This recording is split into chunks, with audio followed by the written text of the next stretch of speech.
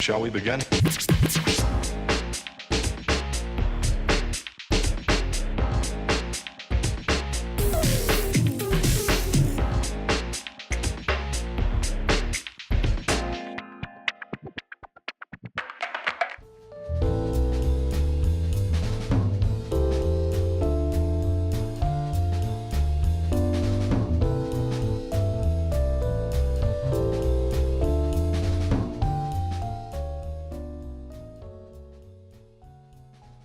Moi, j'ai commencé, je pense, vers l'âge de 3 ans. Véritablement, j'ai pas vraiment de souvenirs. J'ai toujours le souvenir un peu d'être dans des patinoires. Donc mon père a fait du hockey, ma mère étant professeure de patinage artistique, elle travaillait à la patinoire. Donc voilà, on a un peu grandi dans cet environnement, et dans cette patinoire Clémenceau à Grenoble.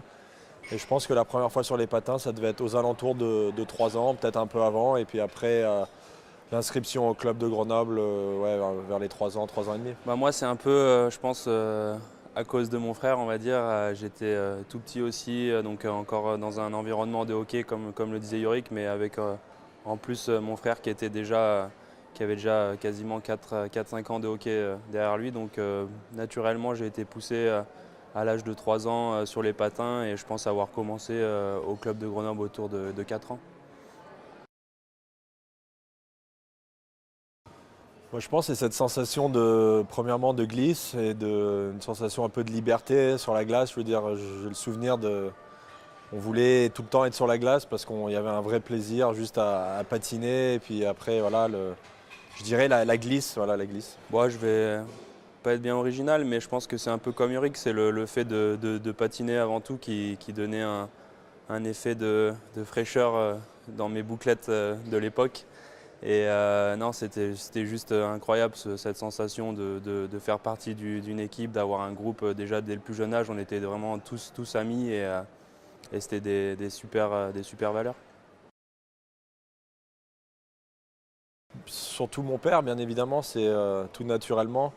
Après, un peu tous les joueurs de l'équipe première de Grenoble, c'était un peu voilà, l'équipe qu'on admirait en tant que petit à la patinoire. On n'avait pas trop d'images sur ce qui se passait outre-Atlantique. On avait de temps en temps récupéré des vieilles cassettes, donc on avait un peu accès à des matchs de NHL. Mais là, il n'y avait pas un héros en particulier, c'était plus proche de la maison. Donc mon père pour commencer, et puis aussi l'équipe de France. J'ai eu la chance d'aller voir jouer l'équipe de France assez jeune au mondial à Megève. Je m'en souviens encore, c'était je ne sais pas en quelle année, mais quand ils sont montés en groupe B, je pense, ou en groupe A peut-être, je ne sais plus trop, mais c'est assez vieux. Et donc voilà, l'équipe première, je dirais.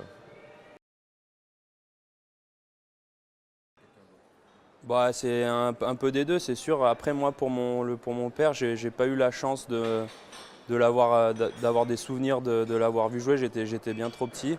Après, c'est sûr que Yorick qui est parti aussi très jeune au Canada, donc tout le monde dans notre club local en parlait. C'était une fierté d'avoir un frère qui évoluait à l'étranger déjà si jeune.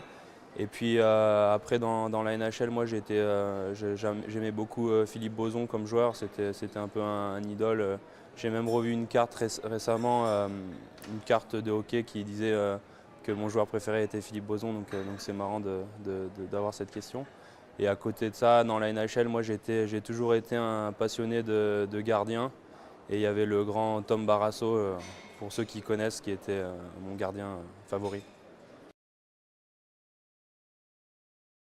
Je pense que c'est un peu arrivé sans trop y penser.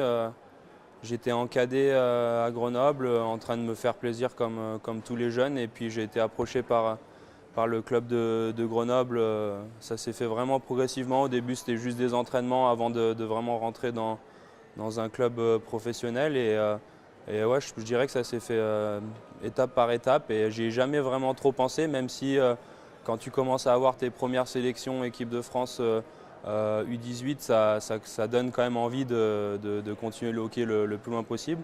Mais après, de tout ce qui est parlé d'argent et tout ça, c'est pas quelque chose qui est venu tout de suite me dire ce sera ça mon métier. Donc j'ai essayé de pousser les études au plus loin et malheureusement après le bac, ça a été compliqué d'enchaîner le côté professionnel avec Grenoble et les études. Donc je respecte surtout ceux qui ont réussi à faire à faire ça. Moi, ça a été un peu plus compliqué, donc voilà, je dirais que ça s'est fait naturellement. Non, pour moi, je pense que c'est venu assez tôt. J'avais vraiment ça en tête. C'était un peu par rapport à l'environnement dans lequel j'ai grandi. C'est vrai qu'on était vraiment exposé beaucoup au hockey sur glace. Et moi, j'étais un vrai passionné dès le plus jeune âge. Donc, je savais qu'il y avait des opportunités, que le hockey se professionnalisait. Et j'ai rêvé assez tôt de partir outre-Atlantique et d'essayer de faire une carrière. C'était un objectif qui était, je pense, dans ma tête depuis 12-13 ans, depuis très jeune. Ouais. Bah, je pense qu'il faut quand même un minimum de sérieux dans ce que tu entreprends. Il y a beaucoup de sacrifices à faire. Il y a pas beaucoup de vacances l'été. Il y a beaucoup de travail hors glace pendant l'été. Et puis après, c'était un peu naturel parce que c'est tellement une passion que quand on a la chance de faire ce qu'on aime professionnellement, c'est juste une source de motivation hors du commun et ça donne envie de continuer le plus longtemps possible. Moi, je pense qu'il faut avant tout être passionné, parce que c'est vrai que ça représente des sacrifices. Je pense que le mot sacrifice, il est un peu fort quand on est passionné. Donc, euh, c'est voilà, beaucoup de travail, une hygiène de vie, surtout quand on avance dans l'âge. Je m'en rends de plus en plus compte que c'est important de faire attention à son corps. Un entraînement sur 12 mois, on n'a pas le choix. Euh, Après, je pense qu'il y a un côté mental, comme dans tous les sports de haut niveau. Il faut, surtout dans les championnats étrangers, outre-Atlantique, encore plus, où la compétition on est en compétition au quotidien. Il faut gagner sa place tous les jours, donc il faut sans cesse se remettre en question et savoir aussi pouvoir entendre des critiques et essayer d'évoluer au jour le jour, de progresser au jour le jour. C'est ça le plus important. Bah, la grosse source de motivation à court terme, bien évidemment, c'est les championnats du monde à Paris en 2017. Donc ça, on l'a en tête, même si il faut pas faut pas penser trop loin dans une carrière de sportif, mais ça reste quand même un objectif qui est présent et une source de motivation justement qui nous pousse, je pense, un peu les anciens à durer et à continuer un peu les sacrifices et voilà, de continuer avec l'équipe de France et d'essayer de se maintenir au plus haut niveau, essayer d'apporter encore à cette équipe de France parce qu'on sait très bien que voilà, un championnat du monde en France, et pour des passionnés de hockey comme nous, et qu'on puisse être des acteurs de ce championnat du monde, ça va être quelque chose ça va être énorme, je le pense. C'est une belle fête pour le hockey français. Donc de pouvoir être acteur de cet événement, ça motive et c'est ça aussi un peu qui, moi personnellement, je ne peux pas parler pour les autres, je pense que c'est un peu pareil pour eux aussi, mais qui me pousse à continuer et continuer. Voilà. Ouais, l'équipe de France, qu'est-ce que ça représente? Bah, c'est juste, j'arrive même pas à parler. J'ai des frissons juste quand j'essaie d'en parler. C'est tellement je vis ça maintenant depuis 8-9 ans et c'est juste incroyable en fait. Avant tout, on est une bonne bande de potes qui se suivent de génération en génération parce qu'il y a toujours des nouveaux qui s'ajoutent, mais tout le monde est dans le même esprit depuis vraiment longtemps et de représenter ton pays dans des conditions comme ça, c'est juste merveilleux. Elle représente énormément, j'ai envie de dire. Après, de mettre ça dans une petite phrase, c'est pas évident parce que c'est énormément des expériences de vie. C'est un peu, on se rend compte que c'est un peu un privilège de faire partie de ce groupe et un privilège d'avoir vécu toutes ces expériences avec des bons amis, des amis proches, une bande de potes, comme disait Sacha. Et c'est aussi ouais, c'est dur à décrire, mais ça représente énormément dans ma carrière et a toujours été une grosse source de motivation, un peu un double projet où bien sûr on doit faire sa place en club et après il y a toujours ce double projet avec l'équipe de France qui pousse à réussir dans son club et je trouve que c'est une belle, c'est un peu en harmonie dans une carrière d'avoir l'équipe de France et son club. Et à chaque fois, quand il y a des moments plus difficiles pour ceux qui évoluent à l'étranger, notamment dans certains pays où c'est pas facile, d'avoir un peu cette carotte de se dire bah allez on s'accroche parce qu'après de toute façon on va se retrouver tous ensemble les potes et essayer de faire encore un gros mondial ou une grosse saison.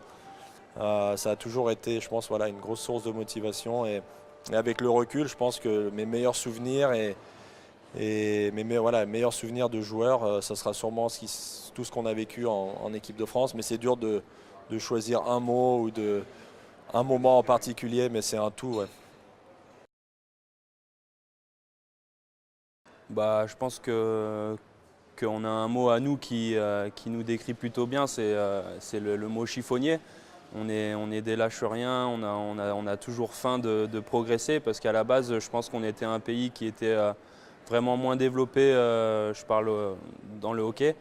Et je pense qu'on a toujours, quand on a goûté au Groupe A en 2008 à Québec, enfin je parle pour ma génération en tout cas, on a tout de suite adhéré et on s'est promis qu'on voulait rester dans ce groupe-là et apprendre et progresser au fur et à mesure des championnats du monde. Et je pense que c'est quelque chose qu'on a bien fait. Du coup, je pense que ça a permis à plein d'autres jeunes de vouloir faire partie de l'aventure et tout le monde s'est mis à bosser dans le même sens. Et maintenant, on voit chaque année, il y a des nouvelles personnes qui intègrent cette équipe et on voit qu'ils sont de plus en plus forts et de plus en plus prêts, plus jeunes. Donc je pense que c'est très positif pour la suite. Moi, je pense que les valeurs,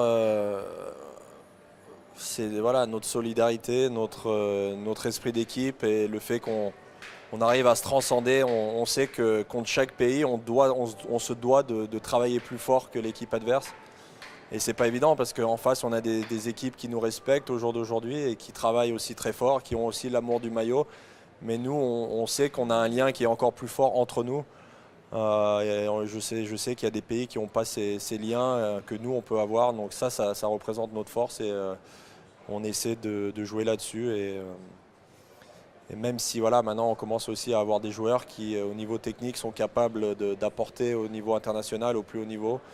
Et le physique aussi, tout le monde se prépare maintenant, on est à jour au niveau de la préparation. Donc on commence à avoir de vrais athlètes qui sont capables de rivaliser au niveau international. Et voilà, une équipe, c'est 25 joueurs. Il faut que les 25 joueurs arrivent à ce niveau-là pour pouvoir avoir des résultats. Et je pense qu'aujourd'hui, on commence à avoir cette profondeur qui nous permet de rivaliser. Mais après, c'est sûr qu'il y a encore, comme tu le disais, quand même un gros fossé. Mais ce fossé, on se rapproche petit à petit de ces grosses nations et on sait qu'on est capable d'être compétitif et d'aller chercher un résultat. Donc ça, c'est important.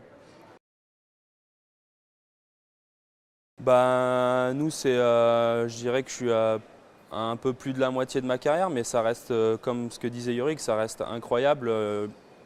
Depuis que je fais du hockey, je n'ai même pas imaginé que cet événement pouvait arriver un jour. Donc d'en faire partie, c'est encore quelque chose d'autre et c'est juste magnifique. Je pense que d'avoir la chance de faire des championnats du monde à la maison, c'est exceptionnel, surtout qu'on a déjà été mis un peu en condition dans cette nouvelle patinoire à Bercy et c'est magnifique. C'est vraiment ça ressemble à la NHL en France, donc c'est vraiment beau et on a vraiment tous hâte de faire partie de cet événement. C'est sûr que pour nous et le groupe qu'on a, ça ne va pas être une pression, je pense, d'évoluer à domicile, mais ça va surtout. Enfin, moi, j'imagine, on y pense un peu. J'imagine un Bercy plein avec un public bouillant. Je pense que ça va vraiment nous pousser. Et le public, ça peut aider vraiment à se transcender et aller chercher des grosses performances, je l'espère. En tout cas, je le vois comme ça. Moi, je suis persuadé qu'ils ont leur rôle. On le voit à travers les championnats du monde qu'on fait, quand on va par exemple en République tchèque et qu'on joue contre la République tchèque, c'est l'ambiance que la foule arrive à mettre. Je pense que c'est obligé de se sentir poussé. Donc moi, je suis tout à fait d'accord avec ça et je pense qu'ils vont avoir un grand rôle et j'espère qu'ils viendront vraiment nombreux.